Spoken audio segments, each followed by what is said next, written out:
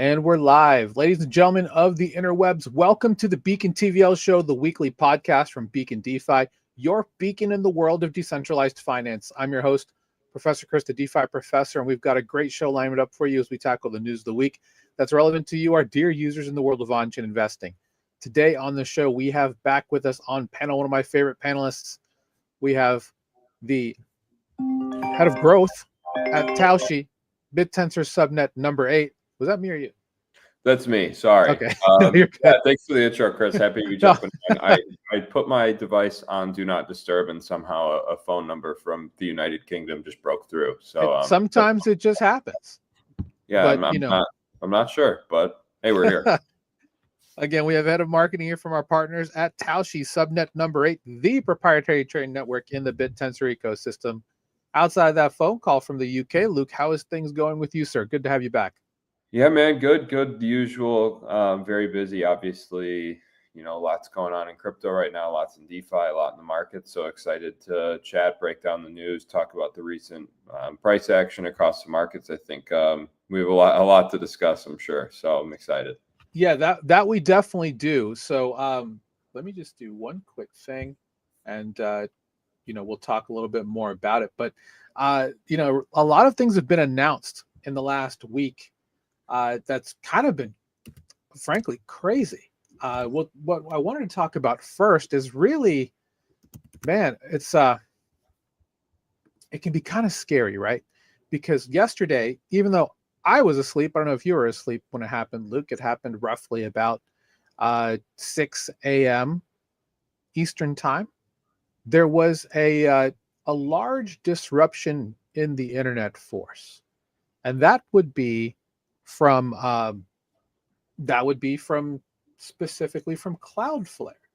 Not sure how closely you follow Cloudflare, but yeah, it was a really big one, and it's one of those weird things now that, frankly, it's kind of scary when we can have one protocol go down and it causes major geopolitical events, right? We had the crowd, and I can't believe this was a year and a half ago. The CrowdStrike incident happened July of 2024, which caused chaos across multiple government and airline websites. It was pretty crazy. But let me just pull up the share screen here specifically. We had, thanks to M. Tarfa Lee here, who we're going to be quoting on today's with the thread specifically. A lot of people may not understand exactly what Cloudflare does, but in short order, they're responsible for routing almost 30% of the world's traffic in a very fast and distributable way, safely and securely. Them actually going down hit a large amount of sites, and I have a great picture here, even McDonald's was not spared. I know, right? And I don't know if this can't be a US McDonald's. This is way too nice. And no disrespect to McDonald's, of course. But even you couldn't even, because at least at the McDonald's near me, I don't know about you, Luke, I don't know how often you go there, but they actually don't want you to go to the counter anymore. They want you to go to these kiosks where you go and you order, and then you just pick up your food, airport style. That's the way I look at it. So, right. Yeah, to see that McDonald's was not spared from this is kind of crazy. Now, it's not that it's only 30% of the world's traffic, but you have to think about the companies that are actually in the group that got affected. Twitter was down for a very long time. OpenAI, let me get these here. Yeah, ChatGPT was down. ChatGPT, Spotify was globally halted. This is for more than 2 hours, by the way. League of Legends, Valorant, their login servers all down. Major US banks all down, and this is from the login perspective. So you couldn't even not necessarily use the service. You couldn't even get into the service. Binance and Coinbase had major interruptions on their trading floors, and transport for London real-time arrivals went offline. I mean, this is kind of the kind of stuff that makes people look at movies where things just shut down, right? It's something I've definitely thought about. It brings me back to we recently had the AWS outage. Exactly. A couple months. I was joking with my colleagues. It's how she maybe we'll get a remote work snow day. Obviously, we didn't.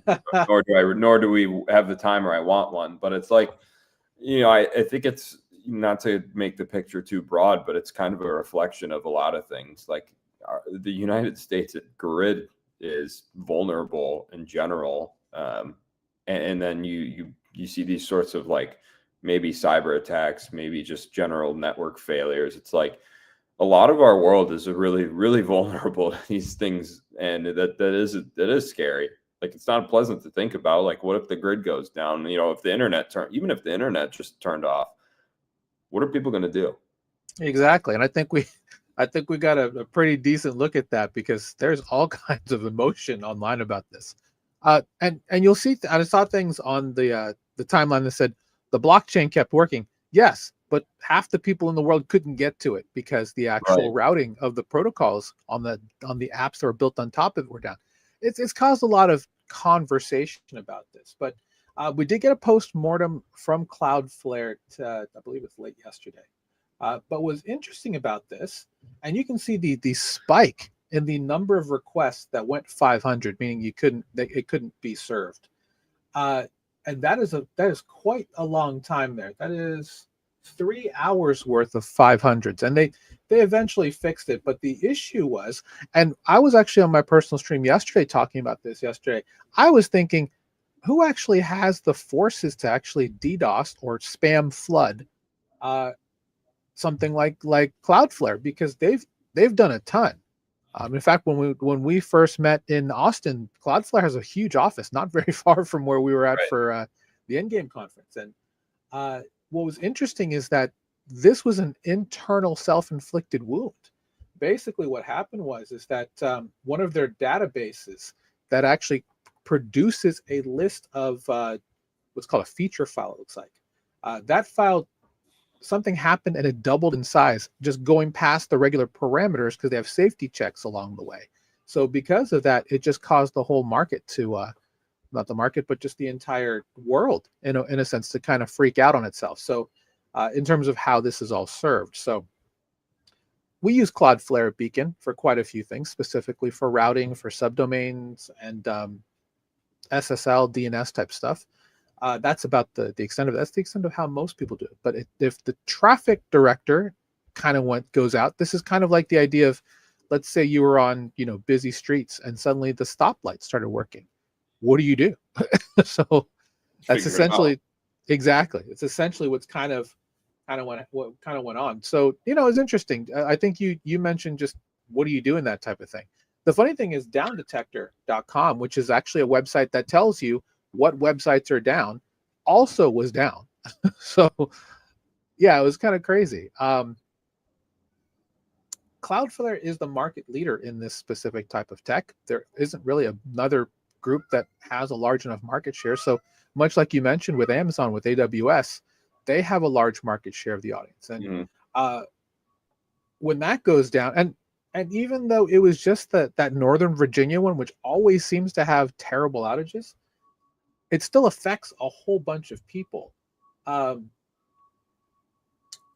did want to bring up this, not the picture, but as you mentioned, the last 30 days, Luke, we've had an interesting amount of outages. You mentioned the AWS outage, which happened, on the 21st of October. Then we also had a Microsoft Azure outage due to, it says technician configuration error. That might have been what happened, but essentially they mentioned that the Red Sea cables at the bottom of the Red Sea also got severed.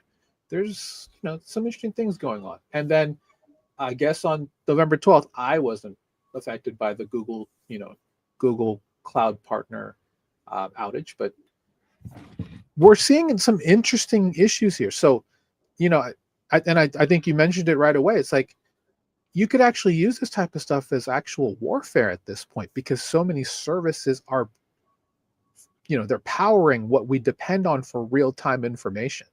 So, yeah, I'm curious to see what happens in response to this.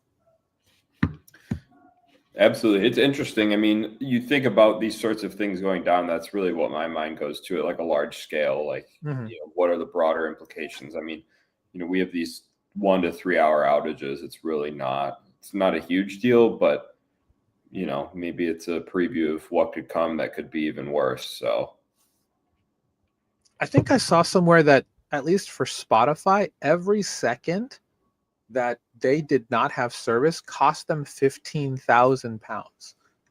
I wow. was just like, that's a lot of money. I mean, but Yeah. it's such a time-based revenue generating mechanic for them. So yeah, it's like what's interesting is the post-mortem came out, and yes, it was 3 hours. It was 3 very action-packed hours when things are finally rolling through and working correctly. But how do you compensate for something like this? I don't know if you can, I don't know either. because Cloudflare's not going to go out of business. People aren't calling for their heads. So yeah, very, very curious about how this is all going to kind of roll around and figure out what's going to happen, because this is this one was interesting. I was asleep for the majority of it. Thank goodness my alarm went off at like 9 and I woke up and I was like, what's going on? Because everyone's like freaking out. So thankfully it didn't really affect me too much, but man. But when you think about it, like obviously financial districts in like New York, San Francisco, Chicago, they're all on their own little thing. We may see a little bit of a move back to that. Yes, we'll have some siloed things, but what do you do when like you literally can't there was no backup for this either. That was the worst part about it. There was no backup for this. And now I think we're going to see some secondary things happen for stuff like that.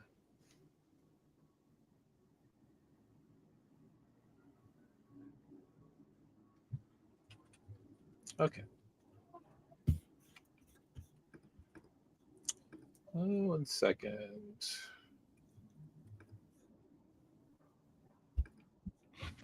Okay, so as you can tell by Luke's background, neither one of us are in Buenos Aires this week I know, for the Ethereum Foundation's Dev Connect event. Last year was in Bangkok. A lot of people were there for that. Andrew, our CEO, was there at Beacon, which was a fun time. Met a lot of great people. Heard a lot of great things that were announced. We're technically in day 3 of Dev Connect, so there's still plenty of things that are going to be talked about specifically. But I think the one that was, and again, this is at, they're calling it this year's event, the Ethereum World's Fair, which is kind of cool. There's a lot of really cool things going.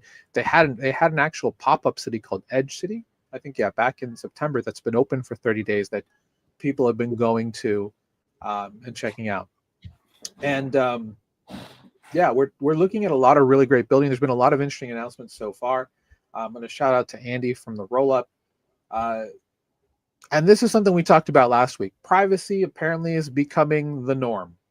That's going to be the big meta, I think, moving forward, which is interesting given the current issues. Really, the other thing too, every big team that's been spoken to is building an institutional sales strategy. Not shocking, but pair that with the quote unquote reality check hitting for the entire industry, which is not really good traction. If you talk about what's happened so far with Monad and their, a pre-sale that people thought was going to sell out in literally an hour is still like 50% being sold. So there's been not a lot of things going out there, but Ethereum has released a couple of things that are quite interesting. The ones I wanted to talk about specifically is with Vitalik announcing Kohaku, which is a privacy-focused framework for Ethereum. It's all about just making sure that there is a privacy layer that anyone inside the EVM can use, which affects a lot of different ecosystems. And then the other part, which was announced yesterday, which is a proposal for, I think the code name is Espresso, but it's called the EIL, the Ethereum Interoperability Layer, for all layer 2 ETH blockchains. Not layer 1s, just 2s. So we're talking about Base, anything that is currently working together for interoperability. Now you're just going to have one big interoperability layer. There's at least, I want to say 30 L2s and L3s, at least. And I'm got that number way wrong. It's too low. But the idea that you can literally just have the ability to just do cross-chain swapping, cross-chain minting across multiple chains in one transaction with no issues is actually honestly what we've probably been looking for quite some time. Let me come down here to this specific example that I thought was quite interesting. So right here. So Alice wants to mint an NFT on the Linea blockchain, layer 2 from Consensus. It costs 1 ETH. She's never used Linea, but she has point. What's that? I think my computer glitched out. I actually don't Oh know no, that. All good. you're fine. Linea, she has 0.8 ETH on Arbitrum, 0.5 ETH on Scroll. She clicks the mint button, and in a single transaction, her wallet has figured out that she can grab, this much, 0.71 from Linea, from Arbitrum, 0.31 from Scroll. It'll go and claim and mint it on Linea, and she's got her NFT, which honestly, really cool that it can that they're going to be doing this now. A lot of this is going to happen at the wallet layer to make all of these calls, which I think is interesting. Probably the best way to go about it, because there's, with smart contracts, you cannot modify them. They're what we call immutable for that reason. So, and I just realized that my screen is way too small for most people to see these. And even if I go to 150, you probably won't hear it. See it. But yeah, the idea that there's going to be a layer that actually orchestrates all of this with your wallet, so you don't have to worry about what chain am I going to. You're just going to be able to send money back and forth. This is the obfuscation, the abstraction that we need to pull away from the user and just handle in the background. So, Luke, I wanted to start with that. What are your thoughts on the ability for, and this is still in proposal, by the way, to have this available finally, with starting with the Ethereum Foundation from the top? Well, I think obviously privacy is like generally very important. Right. This isn't something I get into too deeply, but it's a theme that I saw recently at Money 2020 in Las Vegas. There's a lot of booths, focused on privacy as well as fraud, which was something I found interesting, just kind of in the age of AI. So, I do think that we need to kind of strike a balance in some ways between privacy and transparency to really make crypto legitimately adopted for the long run. That's I think a conversation that we'll probably see expand throughout the next year, especially as I assume the U.S. government is going to be looking to get firmer regulations in place. Although I assume they'll be relatively lax in that sense to boost innovation. Yeah, I mean that's exactly, I think, what's going to be the idea there. What are your thoughts on Zcash overall? I'm actually not too familiar or in the loop. It seems, based on what I understand, is that there's a smart money shift happening there for the privacy aspect of Zcash. Right. So maybe that's really indicative of the whole privacy narrative, and being able to have that element. But I don't have too many thoughts in it. And just in the sense that I think Bitcoin is really always going to be your supreme crypto asset. There's nothing that can really compare.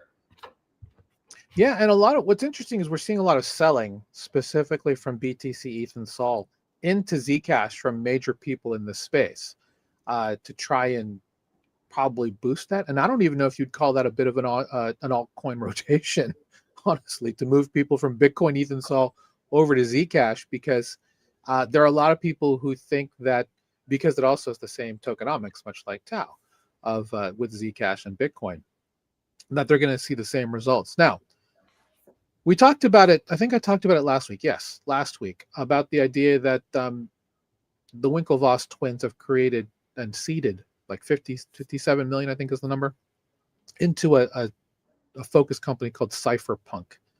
The irony there is that they're very much corporate money at this point, so it's hard to really accept the fact that they've called their company Cypherpunk, to be quite honest.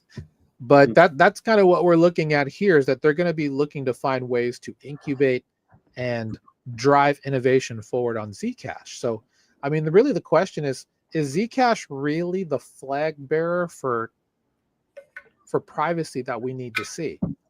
I think with what we're seeing today or rather what we talked about here with Kahaku, I don't know if that's going to be the way. I mean, it could be, but essentially we're seeing a lot of people speculate on the behavior of one token that has no ecosystem currently. They're working on it. But Is it necessarily an asymmetric upside bet because everybody and their mom is buying Zcash? Not anymore. It's not. Nope. Maybe it was. It was not anymore though. Yeah, exactly. I mean, it's one thing to kind of drive traction, but do we see Zcash hit 4 figures from here? Call me jaded, man, but I don't know. Look at that right now. Let's see. Yeah, there's a lot of that going around, right? It's at $626 and 10.2 billion market cap. Yeah. You know, it's attainable, but yeah, Exactly. yeah.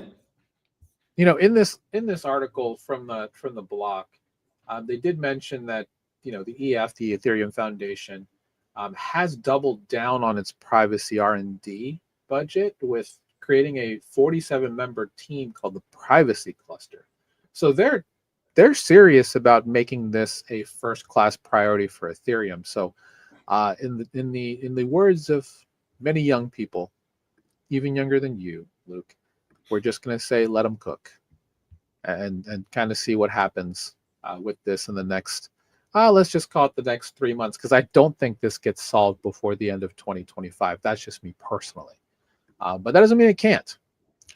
So, yeah, I am very curious to see how this works out. I will be watching from afar as usual. Well, how familiar are you with Aave? You an Aave fan at all?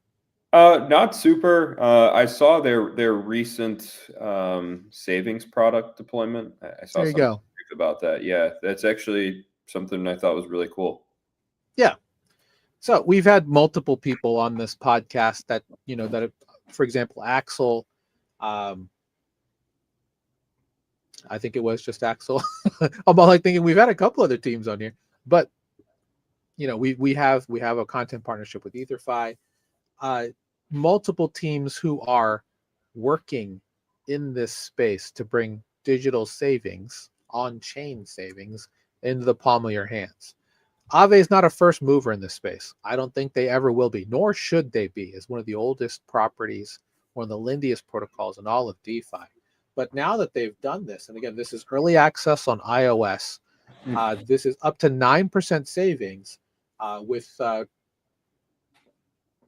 with having a savings account that you can easily on-ramp to. So one thing that Aave did get was a MiCAR approval remittance license through MiCA, which is the EU's specific framework for stable coins. One of their subsidiaries had pushed in for that. So congrats on them again. That probably led to this. But what's great about this is you get an easy calculator, an easy way. And again, there's multiple properties that already do this. For example, Axel, Banker, if you use Banker, BANKR, their bot has 9% USDC savings, up to that, of course. And they have really good, clean interface marketing for a lot of this. A nice calculator there. This is the part where the MiCA remittance, as well as probably the relationship with Consensus and Swift, comes into play, because you can actually on-ramp and off-ramp to 12,000 banks and counting through this app. So this is where they've really made the inroad here. BizDev for Aave is on fire with this move specifically. Also, there's no cooldown on withdrawing, but the one that actually looks interesting, and this is the one that, here's two things. Referral rewards, that's going to be gamed like crazy. But the other part, and I don't see it here. You think they would talk about this? There it is right there, sorry. Up to $1 million per Aave app account. Now, there is an interesting level of insurance-backed stuff here. And whether that's through Insurace, through Nexus Mutual, through a couple different cover companies. I've never been the most bullish on DeFi insurance, mainly because the execution of the claims process is not one that I love. But 250K industry standard, by the way, that's the FDIC that they're calling on right there. So for them to have balance protection up to 1 million, this is going to be the thing that gets people on chain. by far, because that's the first thing people ask. Well, is it safe? Yes. Well, does it do the same thing the banks do? Well, no. And that's normally where the conversation stops. This is the game-changing move right here, Luke. $1 million balance protection per Aave app account. So seeing that along with the really great idea that they're going to push, let's be honest, it's really just 5 to 6.5%, but they're boosting it to 9, obviously for marketing purposes for quite some time. This is a very smart formula on Ave's part. What do you think about this? Yeah, I think it's really interesting. Obviously, this caught my eye online. Something I've just generally been thinking about at this part in the cycle is high yield savings, and moving my own funds into a traditional fintech high yield savings account. So immediately you see the 9% and the gears start turning. Maybe should I take my money out of whatever bank you use and get your standard 3 to 4%. It's really cool. I mean, like you said, the balance protection is something that was really peculiar to me, given that it's DeFi. You're bringing on the blockchain, and typically your balances are not. They're actually quite the opposite of protected. Someone can literally hack your account and take all of your money. That's true. So I'm definitely interested in the idea. I might play around with it and put some money into it, especially at 9%. I mean, even so, though, like you said, 5 to 6%. Obviously, that exceeds what any traditional online bank like SoFi can give you, for example. Correct. So the more we can build these legitimate products, obviously we can create a new level of adoption in crypto, which is exciting. I'm also really interested in the level of being able to on ramp and off ramp. That's something too that I think really stands out. Yep. Because to me, I don't really like moving my money that much in and out of bank, blockchain, and back. It's a huge pain. Obviously, you have tax implications there. It can get complicated when you're doing that constantly. So I'm curious to see kind of what their implementation is. I admittedly haven't, read the fine print here to see really what the rates come out to. But I mean, yeah, they're doing good marketing. As a marketing guy, I can appreciate why they're putting 9% because, they're boosting it. There's ways to get there. You probably have to do a bunch of different things to get there, but it's cool. Mm-hmm. Well, the fintech one at 3.5, that's juiced heavily, right? Because now you're talking about dark pools. Now you're talking about leverage between different mutual funds, all kinds of things in the background that you're never going to be privy to. Whereas with Aave, it's a fairly straightforward lending and borrowing market where people with large amounts of money are supplying. The question I do have for Aave is specifically, where is this money going to be held? Because it's going to be one thing if it's going to be held in reserves on Ethereum mainnet, but are they going to put it on somewhere like Base? Are they going to put it somewhere different like Unichain, or even something interesting like even Linea, because of the actually I already know the answer to this question, because they said once they've done Aave v4, which is their new quote unquote DeFi OS product, then thgoing to talk about having their own app chain. So that's where these reserves are going to go. I already know the answer to the question. I should have just started with that. They're going to have their own app chain to make it so that they've shielded this. And that's going to be the key here too. Same thing with the privacy meta, shielding transactions. Are they going to be able to provide? They'll be able to have strong security, because that's the trademark of blockchain, right? With smart contracts, with cryptography, all of that is frankly unmatched. It's going to be, as you said, the on-ramping. How are you going to get regular people, like your aunt and uncle or your friends or your cousins, to actually give this a try? With that said, and I said this on my personal stream on Monday, do not put all your money into this. Please. Do not do that. Always have a fairly well diversified portfolio. That is an investment just trait you should have regardless of what you're going into. Do not put all of your money in this. If you're looking for just a great way to earn 9% because it's way better than any money market that's out there in TradFi. Yeah, absolutely. Put a little bit in there, get some extra money for a rainy day fund, that type of thing. It is protected up to $1 million.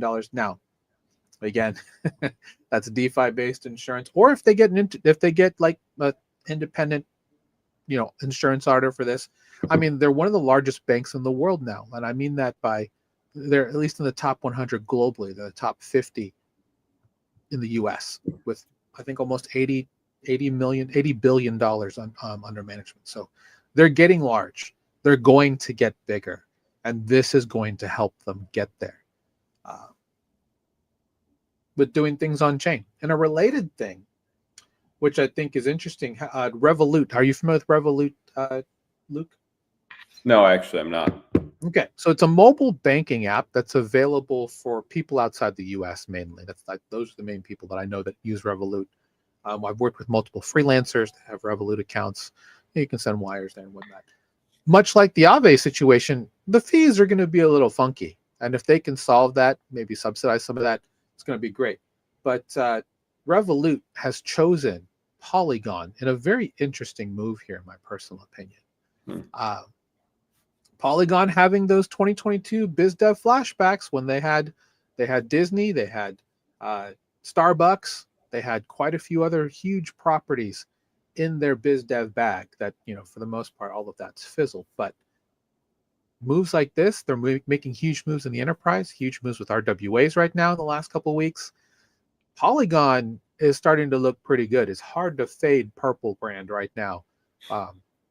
And POL specifically for this, because this is going to allow people to get access to that really fast settlement, trading, payments, and staking of the Pol token here using Polygon as the rails, which is really good to see. So, yeah, I mean,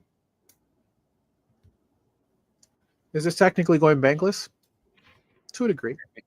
Maybe. Like we talked about with the Aave thing. I mean, these sorts of things are really what we need to get to a full digitized crypto world. Like if you have all your savings on chain and stable coins, maybe, realistically, maybe there's a world in which in the future where, we don't have cash. Everything is in stable coins. You're paid in stable coins or Bitcoin or whatever crypto you want, maybe.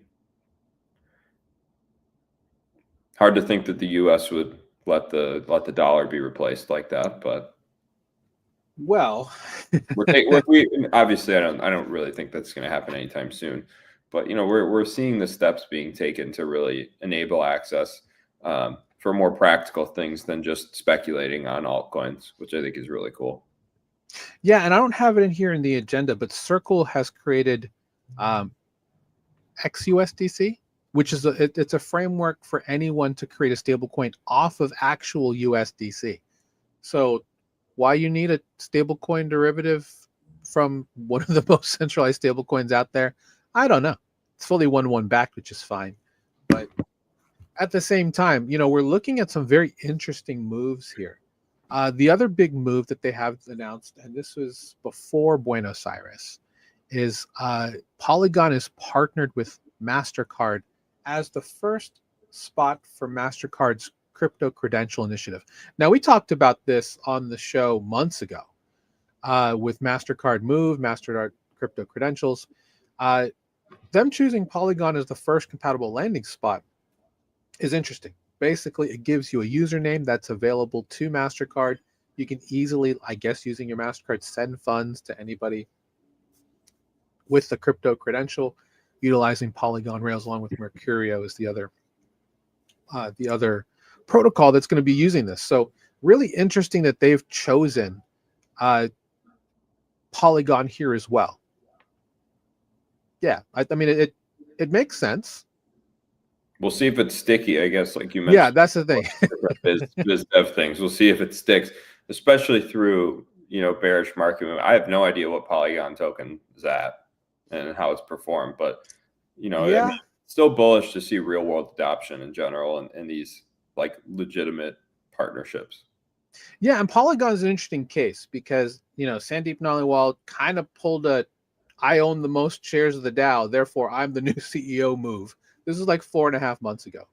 And it was kind of a funny concept then, but I mean, the man's making moves. He's got his team moving. They've got BD up and running again.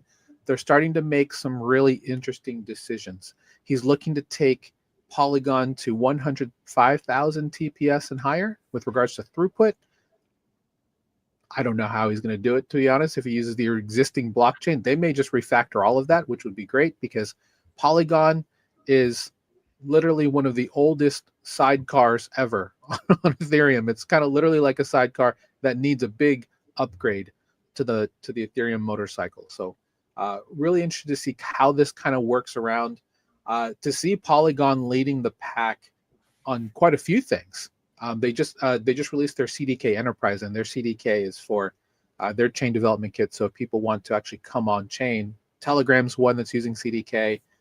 There are multiple other blockchains that are using CDK, and they get access to shared liquidity, much like what we talked about with the interop layer. This will be a very interesting blending of technologies coming in the next 6 to 18 months. I think that we'll see DeFi flourish, in my opinion.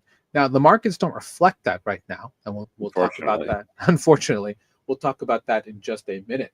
But before that, again, want to thank Luke for being here today. The handsome face of Luke brings all the people to the yard, in my personal opinion. But definitely want to give a shout out to the mothership here at Beacon DeFi, premium brand of education and onboarding here in this space with our free group at Total Value Locked. If you like what you're hearing, you want to learn a little bit more. You want to learn more about the DeFi savings accounts. We've been covering that for most of the last 18 months. Easy ways to get in excess of 9%, 12, 15, 25%. There's a lot of great ways to do it with stablecoin plays that you can do that and get really great return on your money. Want to learn more? Feel free to come and check out our free group. Again, it's absolutely free to join. School.com/beacon. Join the many who have come over and checked out the free content. Make sure you check out the Start Here post. You'll get a message from myself and our CEO, Andrew. You'll hear more about our paths. And, if you want to get personal mentorship, want to get that free portfolio analysis, feel free to come in and ask for it. Just sign up. And again, it's perfect. It's absolutely free to join. We have these 2 public-facing calls per week, the Friday one here today, and then our Friday Beat the Banks community training that happens every Friday at 3 p.m. And it's all here thanks to Total Value Lock. Thanks to our Beacon Mastermind founding members, of course, our Mastermind members currently, and our Beacon Challenge members for helping make all of this possible. We love you guys, and we're going to keep beating, guys, because if there's one thing that traders may not realize is that yield farmers, we're going to eat regardless of how the market's looking. So with that said, let's take a quick look at the markets. It's been quite the cross to bear. Let's put it that way. Not to say bear with like bearish markets, but it's been an interesting. Well, obviously 1010 was quite the moment. And then now we have the debt contagion from 2 weeks after that. And then we just have had people and probably just realizing profits and taking a lot of analysis one way or another. QT ends on December 1st, Luke, but the market itself is just having a little bit of an identity crisis. So looking at BTC at 89 right now. Yeah. And Ethereum finally gave up at support and has broken through down all the way to 28.89. That's 15 down on the week. We're seeing XRP getting close to going under $2. We've got Solana hanging around, thankfully holding at above 125. We're seeing a lot of longs get obliterated on the way down. Oh yeah. Level after level being broken through. So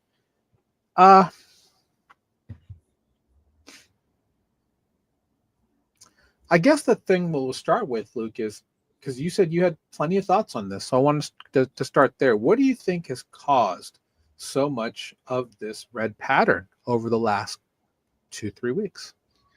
I guess to start, I don't really have a specific reasoning as to why. I read something actually on X the other day that I thought was very interesting. I wish I could quote it. Just kind of a breakdown on their thoughts. However, we are here now, so right. The cause, putting any cause aside, we're at a really interesting point, right? So from what I've seen on the Bitcoin chart. We had a really significant pocket of liquidity at 93K, which, honestly, I expected to hold. we saw a brief bounce below, back up, and then now really just getting crushed back down below that level. Next major point of interest for me is 83 to 84K on the weekly, and there's a big pocket of liquidity there as well. So maybe I lean now towards that, as it seems like we're losing support. However, personally, I've been going back and forth between a few schools of thought. One, first being that the top is in, which is obviously what no one wants to hear. And I could really argue both points. Like I can make a strong argument the top is in. There's some things I watch that would definitely strongly point towards that. However, you're looking at some more traditional, indicators based on past cycles. The contrarian point to that being that things are different now, right? Like we have these institutional inflows. The game has changed forever. I don't really think we're going to get the traditional 4-year cycle with massive drawdowns. It's not really what I anticipate. So the other school of thought I've been in, kind of going back and forth is maybe this is a temporary pause, kind of like we saw last cycle, where we ran it up to 60 something, then back down to 30ish, then right back up to 70K to top. At which point I would be targeting personally targeting like 140K. But I really don't know. I wish I had a crystal ball. I think long term, the best thing you can do is dollar cost average in, which is what I'll be doing personally. So there's a lot to consider there, right? Like it's hard to have a true answer and with any sort of certainty too, because the other thing too is you look at sentiment historically. His sentiment is terrible, like Right. awful right now. And when does all of crypto Twitter ever call the top together? Never. Is this the first time? Maybe. I don't know. Maybe. So that's kind of where I'm at right now. Overall, I try and play both sides, and you just take a balanced approach. Dollar cost averaging into hold if you want to be adding to a Bitcoin position or starting one. Obviously, that's the time tested thing to do in any sort of financial market. But yeah, that's just my general stream of consciousness and where I'm at right now in the markets. No, and I think one thing to consider, and again, with everything happening, I don't want to say we're infamous for it, but we were on this call the week of October 23rd in 2023 when we called the beginning of the structural bull market. And if you look at this, we were for the most part right. We've been in a structural bull market in excess of 1,000 days now, Luke. So looking at it from that perspective, is there reason why we shouldn't be satisfied with seeing the market go from where it was around 27K all the way up here where we're currently settling at 88 and still trying to find some floor, right? No, absolutely not. And that's the thing. Like we have had a bull market, right? And anyone who, I see these posts, I think a lot of people are just engagement baiting, but we did have a bull market, right? Like we ran up, over 6x from the lows. Bitcoin finally broke 100,000, like many people had, hoped and dreamed of for many years. And technically speaking, this is, I would say, like a technical bear market over the last 5 weeks. I mean, I don't, not to get super into the technicality of it, but we've literally been going down in a straight line for like 6 weeks, and we're, down 30% from the highs. So to me, like, you don't really want to fade the trend. I think people love trying to catch knives, trying to catch bottoms. To me, sentiment wise, usually we're going to bounce when people give up. I don't think I haven't seen enough probably bearishness yet, even though there is a lot. I still do see we're going to bounce here tweets. So, maybe we do go lower. Maybe we do go and, chop between 70 and 80K for a bit and then go higher. Maybe we just go lower. I wish I had a strong view on it, to be completely honest, but I don't. Yeah, we're seeing obviously a lot of bleeding over the last, as you mentioned, last 2 weeks, specifically with the Ethereum outflows as well as the Bitcoin outflows. The interesting part about bubbles, and I just flashed it for a quick second. The only green one outside of Mix specifically is Starknet, because they're actually trying to become a part of the Zcash movement by creating a layer 2 specifically for Zcash development. So that's really the only one that's been up over the past week. But for me, there's a lot of macro sentiment here, right? That I think is really just kind of pushing into it. So I kind of wanted to talk a little bit about that, specifically with the a really great group of Uh, people I like reading, which is yeah, CoBC, right? this is some of what I was reading for the bullish case. Exactly. Bearish case, lots of the opposite, but I mean, you can kind of spin your narrative however, right? So I'll let you dive in. And frankly, this is part of exactly what probably will happen, right? Let's be very honest here, because they want people to be not necessarily bullish, because investors, I think, are just a mixed crowd on that, but getting the average person to be excited. Obviously, we're close to the holiday season. Stimmy checks coming, 2,000. They're going to hope that people are going to go out and use it in the economy to go and buy more gifts. Although, frankly, the market, I don't know if you've seen some of the marketing on CT with people trying to get NFTs and meme coins up and running. Hey, if you're looking for something to do that $2,000 stimmy check, consider buying this NFT. And here's why. I also Like, saw that Trump said recently that it'll be in 2026, middle of yep. 2026 they're targeting. So, Well, frankly, they don't have the money to do it. I mean, where would you pull it from? I know that there are things they can pull it from, but are they real? Based on how many people they're going to hit with it, are they really going to pull from that? I don't know. Like I said, we'll see. But if Japan is also preparing 110 billion, because the stimulus package is in excess of what, 350 billion that they'd have to come up with. Japan doing 110 billion. China they've approved a 1.4 trillion dollar stimulus package, with QT ending on December 1st. No idea when QE starts. I mean, this is all pointing towards a massive amount of inflation down the line. So is this stagflation? Is this the worst case scenario that could be on the horizon if something like this happens? So I don't know, man. All I know is that this is Japan's bond yield curve is very, very not good for us overall. And this is something that I apologize to my clipper, because I know that clippers are going to come around and just be capture me saying very, very not good. That's not very good grammar. Either way, this is one view, obviously, but the yen carry trade is it's stomped into the ground, tamped, buried, not coming back. At this point, probably ever. After this kind of move, but yeah, that's right.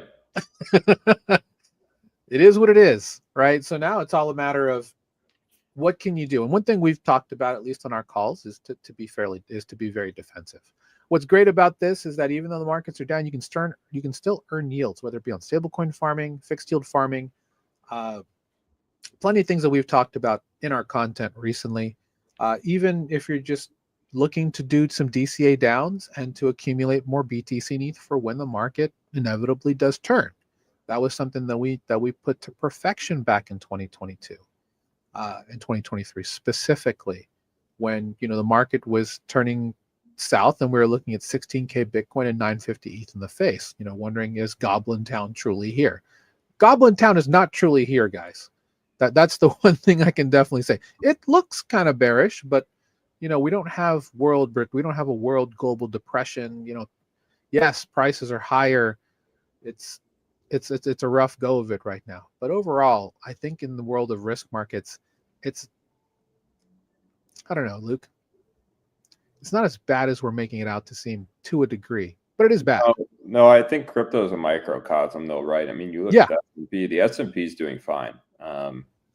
Some people I really respect, who I've talked to, think that we're screwed eventually, but not yet. Looking at like macro and the U.S. economy, but crypto isn't really following that. I also saw a really interesting chart about, I believe it was the M2 money supply or global liquidity, one of the two. And I mean, Bitcoin has historically followed it very closely. And then Correct. you look recently and it's just a complete deviation.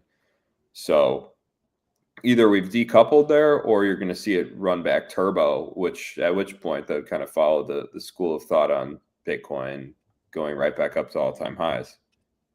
Yeah, one thing too, I think you should probably watch is probably the Russell 2000, just to kind of see, from a trend standpoint where it's going. It's fairly flat. I mean, this is the 1 day. Let me go for the 1 month. Yeah, it's trending downwards, but it's seemingly a lot of crypto has kind of followed that trend as well. Not a ton of decoupling there either, but yeah, obviously stop taking leverage. Keep a level head. Don't overinvest. Stay diversified. There are multiple things to move into. Yep. Farm stables, guys. I mean, we've been farming. We haven't done a whole Aave, Axel, EtherFi, Solaire, bunch out there. We actually have been talking mainly about farming stable coins all year. Why? Because at rates where they've been between 10 and 50% in some cases, why would you need to farm anything else? Frankly, you could even park your blue chips and borrow stable coins and farm them for fantastic returns, which frankly is the best way to go about it, because you then have very few issues outside of this market right now, right? So, and having to get liquidated. But people are playing dangerous games with perps, man. Perps and all these things that and they look attractive. Don't get me wrong. I enjoy watching. I think enjoy watching is a little bit of a stretch to watch esports trading competitions. Have you watched any of those, Luke? I briefly saw something about one in Korea, but I haven't watched. I've watched a couple, and I'm just like, yeah, not really my thing. Kind of like Power Slap, not really my thing. But seems like my thing. I admittedly like a little bit of the on-chain perp gambling. I might be shorting really small cap coins that are just bleeding. Oh, yeah, and that's probably probably a smart play. It's been okay so far. I'm like break even. So I'm trying to figure out the strategy, but they also go up so quick too. So there is that, especially if it's like small liquidity, right? Low cap is kind of where that game is played specifically. I wanted to bring one thing to get your thoughts about, because this was released today. I heard about it before this. But this is big news specifically for what is Tau today? Not great. It's not doing great. It has some support here between 300 and 320. We'll see if it bounces. I mean, considering it's a 305, that's not bad. It's not bad. I mean, there was a big institutional push up to 500, but I mean, we've completely retraced. It's just market unforgiving. So we'll see. I mean, it's been endless chop, right? I mean, it's been chopping between whatever the broad range is for like 2 years. Pretty crazy. Exactly. And that's kind of been the issue with a lot of people who are trying to play the market, is that you're just getting chopped to death half the year. So It is what it is, brother. But they announced this today. General Tau Ventures partnering with Chainlink to bring Project Rubicon, which I think you're fairly familiar with, Luke, over to get subnet alpha tokens to Base using Chainlink's CCIP protocol, which is their smart contract layer, which has pricing oracles, swapping included in the contract. So if you're a developer using CCIP, this will be very trivial to do. The key here, and this brings subnet alpha tokens to Aerodrome, and they are available. That means because they're on Aerodrome, they're going to be available on Coinbase.com within the app. In fact, here's Michael D. White's specific picture. Yeah, great guy. Specifically about what's going on here with them, when you can see it here. So I kind of wish they had names. That would have been great, but they're available. They're available if you want to actually get exposure to it on Coinbase.com. But I think it's probably still better to get to it. Hopefully we get the names fixed. I think it's very early, but yeah. The key here again, this is with BitTensor EVM, not BitTensor Finney, but there is the BitTensor EVM layer on Finney. Uh, but due to the, I'm not going to go in the weeds on it too much. But it's you still have to bridge out to kind of get any of this truly done. Now you could do what Void does, and that's a fun little experiment as well. And what they're doing with MEC with shoots, specifically on how that mechanism is literally just buying subnet token. But they're finding ways to get more liquidity bootstrapped into BitTensor subnets. So I think this will be overall decent lift for the entire sector. Just based on what's going on in conversations that you guys are having, there in the subnet community, how is this being received overall, Luke? Yeah, I think this is obviously a really positive development. I want to give a big shout out to General Tao Ventures. We work with them on Subnet 35. They're a great group. They do a lot to incubate multiple subnets and lead initiatives in the community. And, today is a really big step forward for BitTensor and, opening up the doors to the broader crypto ecosystem because, BitTensor subnets have really been siloed for a long time in the sense that you could only really buy by swapping Tau, or you're staking your Tau to the subnet in exchange for the alpha tokens. You're starting to see some list on centralized exchange like MEC. It's something that we're considering we might do in the future, but haven't been ready to take the steps to do yet. But being able to swap USDC for alpha tokens of the subnets on base it's a really big deal. Just given that we're finally able to bring in more liquidity and access to these tokens, and really it's like investing in dozens of small companies. In my mind, that's kind of how I look at it with subnets on BitTensor. So it's really bullish for the entire ecosystem. There's 17 subnets that were added today as a part of this initial cohort.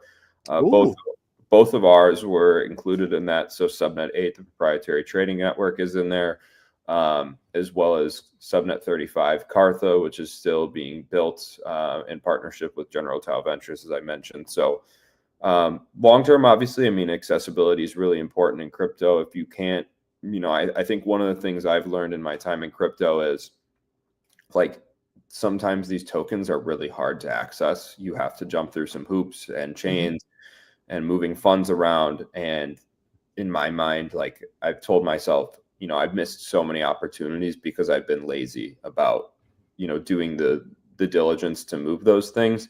So, for people like maybe me who have made those similar mistakes, now is the time where you can do it with, do it easier in the sense that you can go straight on base or through Aerodrome instead of, you have to create a BitTensor wallet, buy Tau off an exchange, send Tau to the wallet, and then go to one of the staking UIs to do the mechanism to get the actual token. So it's overall, I think, a really strong development. I think people are really excited about it based on what I've seen online and X. There's a ton of buzz around this. So hopefully it really starts to usher in a new era of adoption for BitTensor. Beyond just Aerodrome and Base. Maybe there's a world in which these tokens are available, through things like MetaMask or a Phantom wallet in the future, or multiple centralized exchanges. I don't know. There's nothing I know about that right now. Maybe in the future, I haven't heard anything, unfortunately. If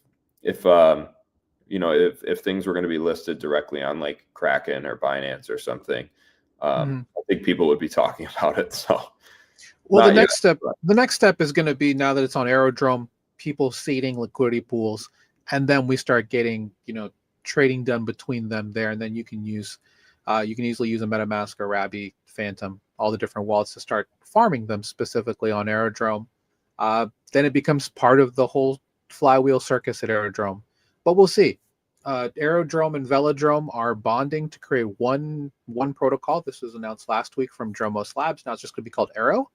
So we'll see exactly what happens. The Aero token, there's going to be a new Aero token based off of this move, and it's going to take the footprint of Aero all the way from just base to all of the OP superchain, ETH mainnet, layer 1 ARC when it comes out from Circle. So there's a lot of really positive momentum here, I think, with seeing all of this come together.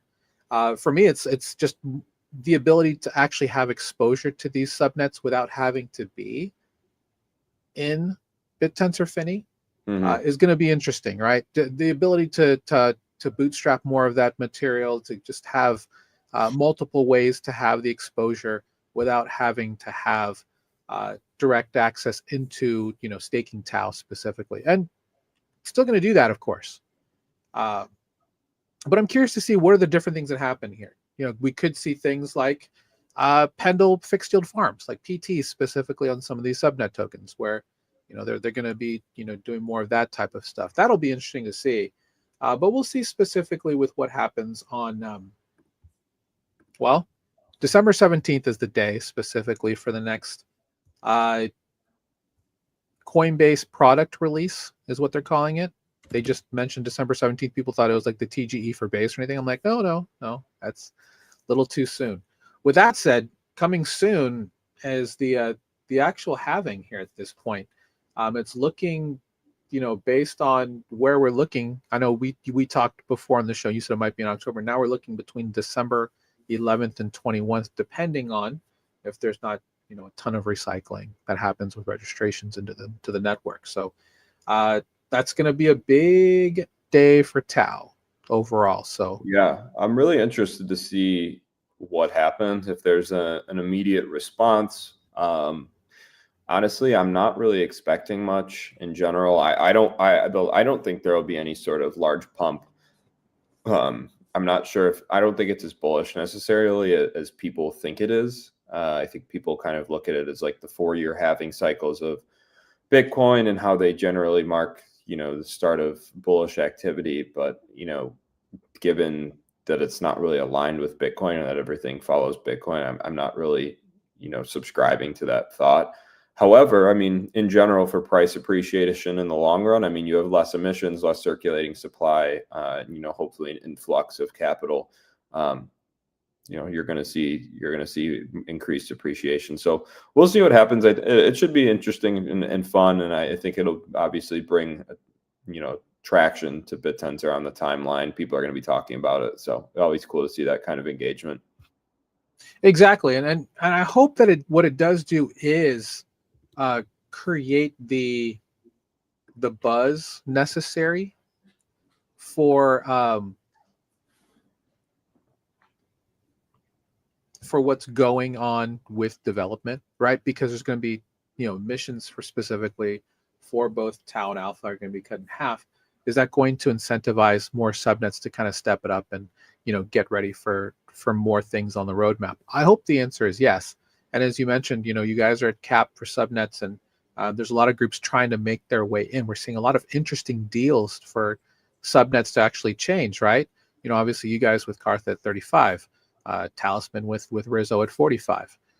That's some examples, and we're going to see more of this moving forward. So really excited to see where BitTensor goes from here. We need bigger lights shined overall as an ecosystem to BitTensor because they're building some really world-class, top-notch stuff over there for a variety of different AI-powered digital super commodities. So it is something we identified a long time ago as a spot with really great asymmetric upside. So yeah, any closing thoughts on that before we head home, sir?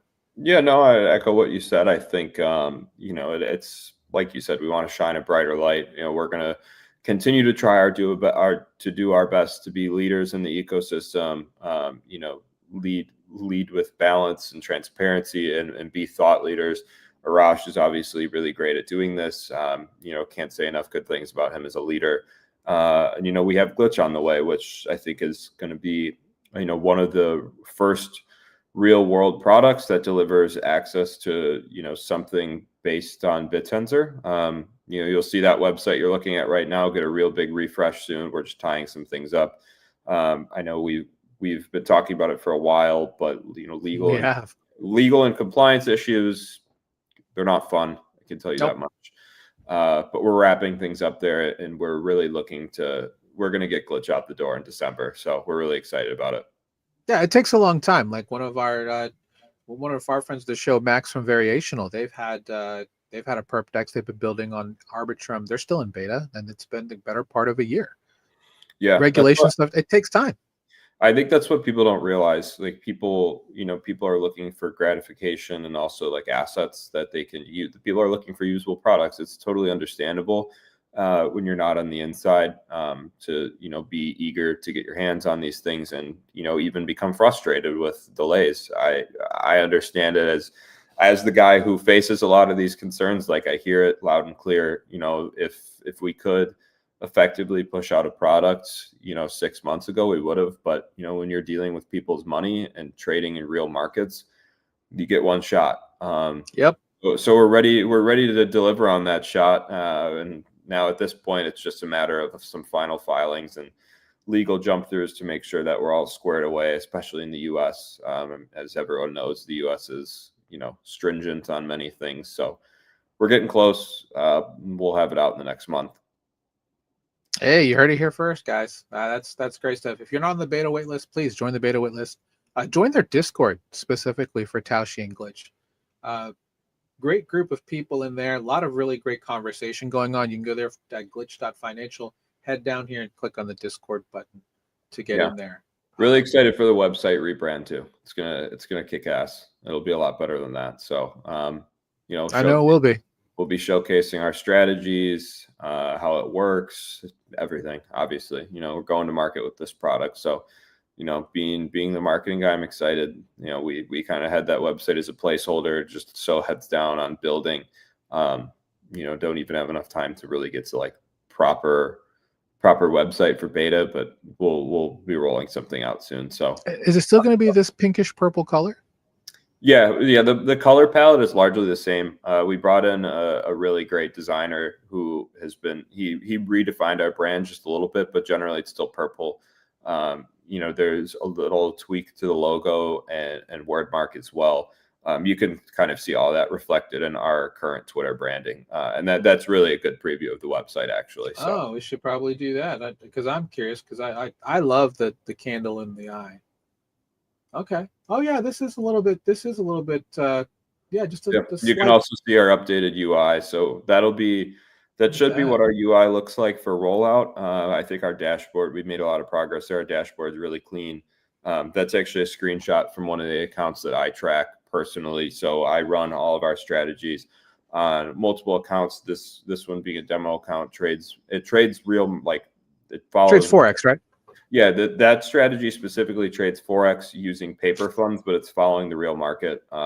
Probably doesn't even execute as well as real world conditions because it's paper funds and some of the Forex spreads are larger, but those are boring details. I mean, good subtweet here. That's good. I like that.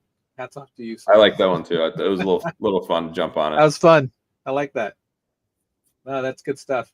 Yeah, really excited to definitely see this. Obviously, I'll talk to you about getting a little bit more of a deeper dive in this. I would love a glitch hoodie or a glitch hat if you have that there. That I like that logo very much. It's very nice. Yeah, I'm still trying to get mine. So hopefully, hopefully we've talked about it. I think we'll be looking to roll out some sort of swag or merch package for certain customers in the future. So definitely excited about that too. That'll be really cool. We want to be able to give people like high-end swag for not just like your like pens or something lame. Like give out something cool. Very cool. Yeah, we're finally down here on to the finish line, brother. So excited for you guys. Glitch Financial, check them out. And also check out Taoshi.io, which is the website to the mothership at subnet number 8 here in the BitTensor ecosystem. How can people find you, sir?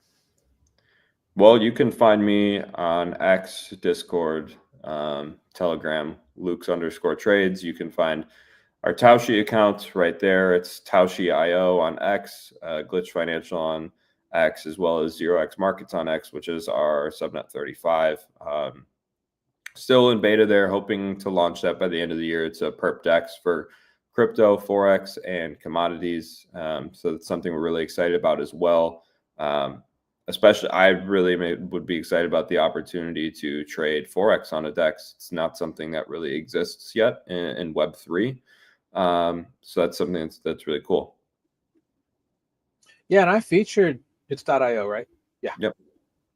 I featured them on our Friday Beat the Banks trading. That was I think 2 months ago, and yeah, really excited to see the moves forward specifically here. So yeah, really relatively bare bones here as well. Just trying to give a brief overview and let people sign up for early access when we go live with the decks. Per our development team, we're getting close. If you want to read the light paper as well, it's on the website. That's where you can get into more of the real technical details on how the DEX is built on top of Bitsensor and how liquidity will flow. Again, save the details. And yeah, really cool stuff. Really cool stuff. Really cool stuff. Thanks for being here always, Luke. Always a enjoyed pleasure. Having you on. Yeah, man. Appreciate it. And getting your thoughts and everything. Again, we're here every Wednesday, like we have been since December 2021. Every Wednesday, 1 p.m. Eastern. We'll be back next week for another unpack on the market, as well as just kind of talking about what happened in Argentina at DevCon, because there's some bigger announcements that I've been hearing that'll be made public that'll be pretty interesting. So, but yeah, enjoy. Have a great weekend. And we'll see you next time here on the show with another great panel. And hopefully Ken will be not so busy. And we'll get him. I know he's totally swamped right now with everything going on. But yeah, thanks again, Luke, for being here. Great show. Absolutely. We'll see you next week here. Beacons up. Banks down. Take care, everybody. Have a great day.